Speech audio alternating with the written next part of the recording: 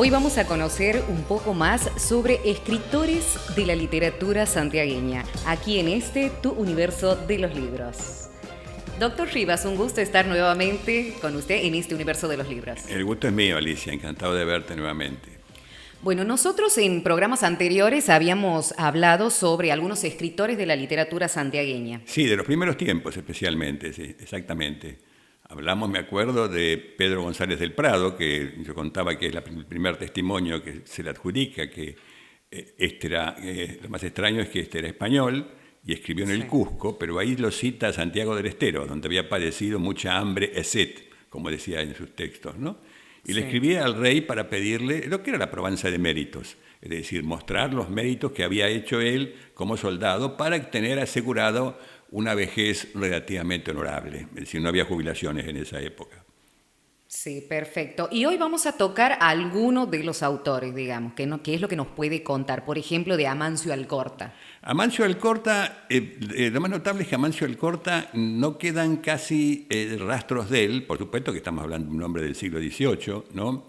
Sí. Lo que sí que él parece que ha hecho 13 composiciones muy breves, y sobre todo este hombre se dedicó a la música y le ponía, utilizaba esas composiciones como, digamos, como texto para sus composiciones musicales. Se lo recuerda fundamentalmente por eso, como un gran músico que nació y vivió en Santiago del Estero poco tiempo, después se mudó, y que había escrito esos poemas, digamos, figura en una historia, no es por la importancia de su obra, sino por el hecho de que ocupa ese momento fundacional, ¿no? Claro, ¿y sobre Ricardo Rojas? Ricardo Rojas vamos a hablar, un programa largo, más largo, es decir, más que de Ricardo Rojas, del País de la Selva, ¿no? Que es el libro canónico de él. Ricardo Rojas es un personaje fundamental, que se discute, ya hablaremos de él, ¿no?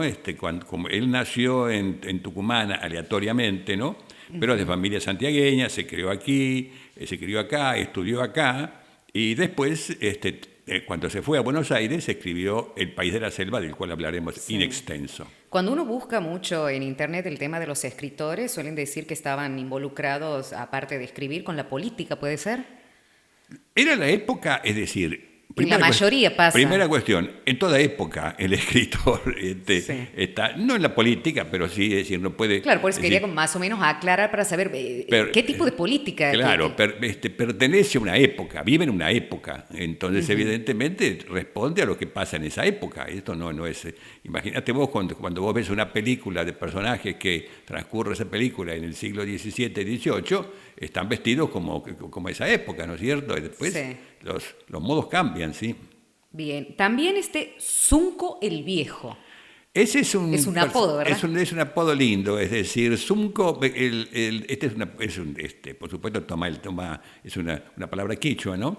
Y se lo conoce a esta persona, fundamentalmente por composiciones elogiosas que hizo después de la muerte de dos grandes caudillos santiagueños como Juan Felipe Ibarra y Antonino Taboada, ¿no? Sí. Y entonces él escribió composiciones sobre esto.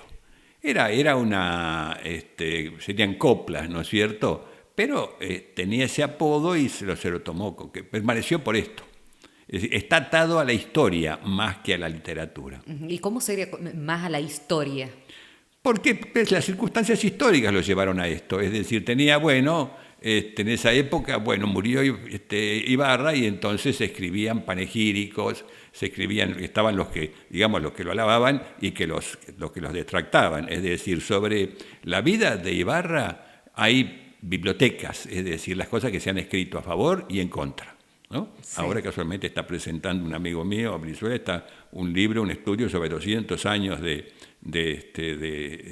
Ibarra, ¿no? De la autonomía. Sí. ¿Y considera que en esa época era mucho más fácil escribir? Escribir siempre... Porque normalmente tenían las vivencias, digamos, y era mucho más fácil expresar lo que uno vivía día a día. Hoy, actualmente, ¿se hace eso de la misma manera? No por un tema que es fundamental, es decir, hoy los medios de comunicación han superado por miles o millones de veces las posibilidades que tenían los escritores de esa época.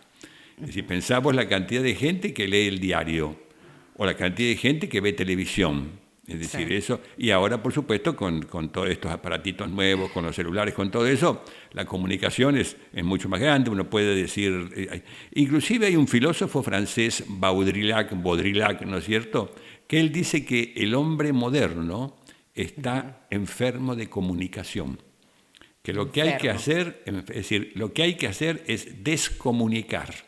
Es decir, uno tiene informes de todo, y llega un momento, por supuesto, que eso ¿para qué sirve? Es decir, se puede procesar lo que uno, digamos, vos tomás un diario cualquiera. Sí. Te digo, yo, por ejemplo, cuando yo me acuerdo en Nueva York, que leía o compraba un amigo el New York Times, y el New York Times es así, de grueso. ¿Cuánto tiempo tardás en leer ese diario si querés leerlo completo? Un año. Entonces es absurdo, porque si eso se refiere a lo que pasó el día anterior, es absurdo, por supuesto, todo esto, ¿no? Así que era más fácil, digamos, se escribía. Ahora, publicar, que se difunda, eso ya no, es decir, claro, hoy los medios son mucho más sencillos, porque alguien con un celular ya se puede comunicar con todo el mundo. Exactamente, ¿no? ¿No? Entonces se podría decir que hoy cualquiera no escribe. No, al contrario, demasiada gente... Sí, como la famosa frase, pero ¿cómo decimos? Sí, es bueno lo que escribió. Claro, demasiado escribir. Porque falta el tiempo, falta la distancia, hay que separar a la persona de lo que dice, ¿no? Es decir, yo recuerdo, fíjate vos, hace años, había un diplomático norteamericano que era italiano. Él había estado como preso, él había sido fascista había sido, ¿no? Y después lo habían metido preso al terminar la guerra, y al terminar la guerra le habían llevado a Estados Unidos, había estado preso, y entonces cuando terminó, digamos, terminó su periodo de prisión y todo, se metió en el servicio exterior norteamericano y terminó como agregado cultural, una cosa de lo más paradójica. Y dice que una vez, yo tuve la oportunidad de conocerlo cuando vino aquí, y una vez dice que él había estado en Italia y que había pasado por un lugar donde vendían libros viejos. Y había encontrado un libro que tenía los discursos de Mussolini. Y entonces él, ese libro, lo compró, lo recogió, y empezó a leerlo, lo leyó, y empezó a leer, y se acordó, por supuesto, yo estaba ese día en la plaza, dice Mayor, cuando Mussolini habló y dijo esto. Y entonces lo leyó. Y dice que cuando lo leyó, dice, ¿pero cómo? Dice, y yo me enfervorizaba y enloquecía por estas cosas, por estas estupideces que está diciendo este tipo, ¿no? Pasa que son los momentos, claro, ese es el... Y las épocas, como dice. Claro. O sea, como que ahora como que se presta un poco más, la imaginación está como muy exacerbada, digamos. Sí, pero hay un tema fundamental, Alicia. Es decir, en la historia, y fíjate vos que se llama el universo de los libros. El libro significa, por supuesto, es decir, algo escrito, ¿no es cierto? Es decir, en la historia de la humanidad no han sido los escritores los que han tenido importancia, sino los oradores. Es decir, nadie ha superado, por ejemplo, a Sócrates, a Jesucristo, a Buda, por ejemplo, nadie. Es decir, y estos hablaban, no escribían, ¿no? Exactamente. Quiere decir que evidentemente, es decir, impacta. ¿Por qué? Porque el hablar, me hace acordar un artículo que yo escribí sobre un libro de Vargas Llosa, el hablar se habla aquí y ahora para los que están alrededor. Y el poder que tiene la palabra. Claro, bueno, la palabra, por supuesto, eso es lo básico, ¿no? Y en cambio, por supuesto, el escribir es algo que queda ahí. Y bueno, imagínate vos, me acuerdo cuando se hizo la edición de los libros de Di Lullo, la reedición de los libros de Di Lullo, así. Bueno, eso, es decir, fue acá en el año, hace 10 años, eso fue una revolución, porque volver a poder conocer y reconocer esos libros escritos en los años 20, los textos esos, valiosísimos, que permanecían en fotocopias perdidas por ahí, nadie tenía ningún libro completo de ellos, ¿no? ¿Y hoy a quién considera buen orador en estos últimos tiempos? No, eso ya, cada uno. A criterio personal. Cada uno es el gusto que puede tener o lo que fuera. Es decir, a mí me fascina, por ejemplo, yo he sido alumno de Borges y no he escuchado a nadie que me haya fascinado tanto como Borges, es decir, era la literatura en estado puro ahí enfrente. Pero ellos son, hay gente que le gusta los oradores que gritan, los que hacen la forma, es decir, todo variando según él. Va variando. Bueno, vamos a continuar con otro de los escritores. Ahora vamos con María Aliaga Rueda. María Aliaga Rueda, es decir, su obra es lo que importa, digamos, de su obra, digamos, entramos aquí, que es, digamos, de las primeras escritoras. Primero porque es de una familia importante, ¿no es cierto?, que había aquí, y escribió, ¿no es cierto?, en una época en que las mujeres no se atrevían mucho a publicar.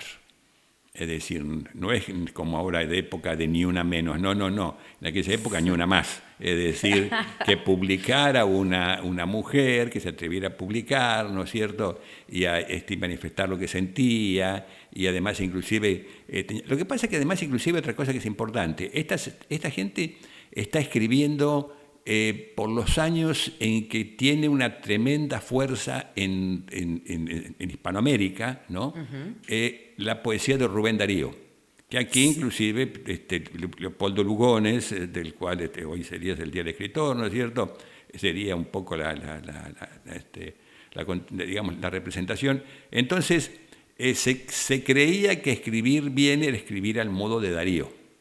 Entonces no se atrevían a romper con esto, romper con la rima, romper con... Claro, tomaban como referentes, digamos. Como referente actual. Es decir, hoy, si alguien escribiera como esa gente, mira lo viejo como escribe, ¿no es cierto? Como si alguien escribiera... Hay un cuento maravilloso de Borges, que es Pierre Menard, autor del Quijote. Es decir, es un escritor francés del fin del siglo XIX, comienzo del siglo XX, que él decide escribir el Quijote, pero no decide escribirlo palabra por palabra. Y entonces toma Borges dos fragmentos, el mismo fragmento lo repite en Cervantes y en Pierre Menard. Pero resulta que el significado era completamente distinto, porque lo que significaba a comienzos del siglo XVII un texto como a comienzos del siglo XX significaba totalmente lo distinto. Perfecto. Bueno, ahora vamos con... A ver, ¿qué nos puede decir sobre Carlos Schaeffer Gallo? Carlos Schaeffer Gallo es paradójico el destino de Carlos Schaeffer Gallo, porque Carlos Schaeffer Gallo era santiagueño, ¿no? Por supuesto, como te darás cuenta, un origen así alemán, de antepasados alemanes, ¿no? Y además, inclusive, es el autor de la segunda novela que se escribe en Santiago, una novela juvenil, así, Lucha. Y él trabajó como periodista en El Liberal en aquellas épocas y después se fue a Buenos Aires. Y en Buenos Aires comenzó a escribir obras de teatro, obras de radioteatro. Y se consagró como autor de radioteatro. Entonces uno escuchaba, por ejemplo, yo recuerdo así, yo vivía en esa época en la provincia de Buenos Aires, se escuchaba obras de teatro con argumento de Carlos Schaeffer Gallo. Y yo no sabía que era santiagueño, entonces los argumentos tomaban. Y Carlos Schaeffer Gallo escribió, como te digo, la primera novela, que es una novela que muestra así, lo habrá escrito a los 17, 18 años, así, que muestra así los balbuceos de la juventud, cómo estaba perdido, ¿no es cierto? Inclusive un personaje muy malo, pero malo, es decir, de esos que son malos puros, no los que son medio malos puros, ¿no es cierto? Esos malos puros que al final engaña mucho a la chica, por eso, ¿no? El personaje femenino. Muy crueles. ¿Cómo? Muy crueles esos. Claro, muy crueles, pero al final ella, es decir, se retira y se entra en un convento, así, entonces, y de allí le escribe diciéndole que ella ruega todos los días para que él mejore y pueda salvar su alma. Es decir, es un poco para que vos veas, digamos, cómo tenía mucho de romances y todo esto. Claro. No sé si hoy en día... hoy algo así o... hoy eso, a lo mejor lo ves en un teleteatro donde esos personajes son malos, pero aquí no, ya no, pero en esa época se leía. era lo que se leía, ¿no es cierto? Lo que se leía. Y además era de avanzada, es decir, porque vos imaginate que una chica pudiera decirle eso a un hombre que la había maltratado. Hoy se le caen con las uñas y dientes con todo arriba, ¿no? Sí, por lo eso. expulsan al pobre tipo. Hoy sería diferente. Claro. O se escribiría diferente, Claro. digamos. Carlos Abregu Virreira. Carlos Abregu Virreira, ayer casualmente hablaba una chica y una chica era de una que preguntaba y me dijo que ella en Añatuya tal cosa y le digo, ¿quién escribió esta cuarteta? Añatuya fue un poblaco que con un modo ladino tomó el nombre de un zorrino en la frontera del Chaco. La chica me miró así porque no te... Claro, ¿vos no sabés eso? No, digo, bueno. Digo, Añatuya tuvo 3 o 4 grandes contadores, grandes escritores, grandes, ¿no? Bueno, Carlos Abregu, Abregu Virreira era boliviano, pero se mudó acá a la Argentina, en esa época que Argentina, digamos, era un país que atraía a los inmigrantes, se mudó los padres, y se afincaron en Añatuya. Y él terminó como un añatuyense, pero tiene inclusive un libro, Canto Añatuya, que por supuesto es una historia añatuya muy buena en verso, ¿no? Y escribió, trabajó como periodista, él es el fundador de la Escuela de Periodismo en Buenos Aires, es un periodista de raza impresionante, ¿no es cierto? Y ha escrito tantos y tantos libros sobre tantos temas que tienen que ver, 3 mitos indígenas y un insecto, es decir, lenguajes aborígenes, todo ese tipo, inclusive La Divina Pastora, todos estos, tiene una obra prolífica, debe tener, yo calculo que entre 80 y 100 títulos, ¿no? Muy fundamentada, ¿no? Y después, bueno, ya se fue a Buenos Aires y ahí siguió escribiendo y como periodista, sobre todo como periodista, ¿no? Bien, y para finalizar, Pablo Lascano. Bueno, ese es interesante porque Pablo Lascano, el libro que mostramos el otro día, que lo citamos, ¿no es cierto?, el Almanaque Humorístico, 1901, ¿te acordás que el almanaque humorístico que mostramos aquí, de Daniel Soria Corica, ¿no es cierto?, que estuvo en circulación unos 50 o 60 días y después lo sacaban de circulación? Porque se refería a los habitantes de Santiago, que en ese momento Santiago ciudad tendría 10.000 habitantes, por decirlo, estamos hablando de 1901. Uh-huh. Entonces, ahí aparecían todos los apodos que tenía la gente. Imagínate vos que a nadie le gusta que esos apodos así comunes que le ponen, y entonces hubo muchas críticas y lo sacaron de circulación. Y recién en el año 48, en el suplemento del Liberal que dirigió Moisés Carol, recién en el 58 se publicó, ya habían muerto, imagínate vos, habían pasado 50 años de esa época, ¿no? Ya no quedaban, y además inclusive la ciudad era mucho más grande, no se reconocían. Pablo Lascano, bueno, él hizo el prólogo de ese libro. Pablo Lascano es el primer, es decir, con Pablo Lascano comienza la literatura santiagueña moderna. Es el primer escritor que tiene conciencia de lo que es escribir. Y él publica un libro, es decir, recogen artículos que él había publicado sobre diferentes personajes, y era su libro Figuras Siluetas Contemporáneas. Te voy a dar un dato para que vos veas, es decir, toma el título ese, donde se refieren a diferentes personajes. Te voy a dar una idea para que vos veas la significación que tuvo este hombre. Ese libro es del año 1882, ¿no es cierto? Después él siguió escribiendo artículos, murió en el año 1925, y en el año 1927 su hijo Víctor Alcorta publicó otros artículos y otros cuentos de él. Pero él, durante la epidemia de fiebre amarilla, que le pusieron a cargo a Domingo Faustino Sarmiento, él fue secretario de Sarmiento y vivía en la casa con Sarmiento. Y él tiene un artículo muy hermoso que se llama Sarmiento chez lui, es decir, en la casa de Sarmiento, y cuenta cómo era Sarmiento en la intimidad.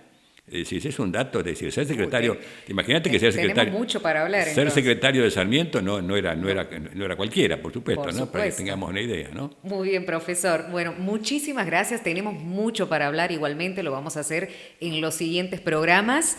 Pero hasta aquí. Agradecido por su presencia, por sociabilizar lo que sabe. Y yo agradecido, por supuesto, de tus preguntas. Bueno, muy amable. Nosotros nos encontramos la próxima con más Universo de los Libros.